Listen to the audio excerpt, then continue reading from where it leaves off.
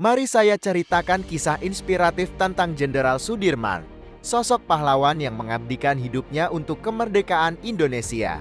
Lahir dengan nama Raden Sudirman pada 24 Januari tahun 1916 di Purbalingga, Jawa Tengah. Masa kecilnya dihabiskan sebagai anak angkat dari keluarga sederhana. Meski begitu, sejak muda, ia sudah menunjukkan jiwa kepemimpinan yang kuat.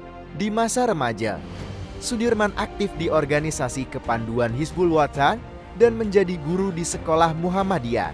Namun, takdirnya membawanya ke jalan yang berbeda ketika Jepang menduduki Indonesia. Ia bergabung dengan PETA Pembela Tanah Air dan menunjukkan kemampuan militer yang luar biasa. Saat revolusi kemerdekaan PK, Sudirman yang saat itu berusia 29 tahun dipilih menjadi Panglima Besar TNI, jabatan tertinggi di militer Indonesia. Keputusan yang mengejutkan banyak pihak mengingat usianya yang masih sangat muda. Perjuangan paling heroiknya adalah ketika memimpin perang gerilya selama 7 bulan. Dalam kondisi sakit parah, karena TBC ia tetap memimpin pasukan berkeliling Jawa. Dibawa dengan tandu dari satu tempat ke tempat lain, menempuh lebih dari 1000 km untuk mengatur strategi melawan Belanda. Bayangkan, dalam kondisi demam tinggi dan sesak napas, Sudirman tetap menolak untuk menyerah.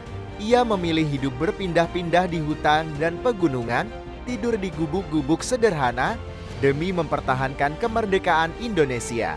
Yang membuat kisahnya semakin luar biasa adalah sikapnya yang tetap rendah hati. Meski menjabat sebagai panglima tertinggi, ia tidak segan tidur di tanah berlumpur bersama anak buahnya. Ia memimpin dengan teladan, bukan dengan perintah semata. Sayangnya, kondisi kesehatannya terus memburuk. Pada 29 Januari tahun 1950, Jenderal Sudirman menghembuskan napas terakhirnya di Magelang.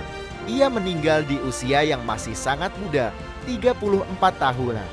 Namun meninggalkan warisan semangat juang yang tak ternilai.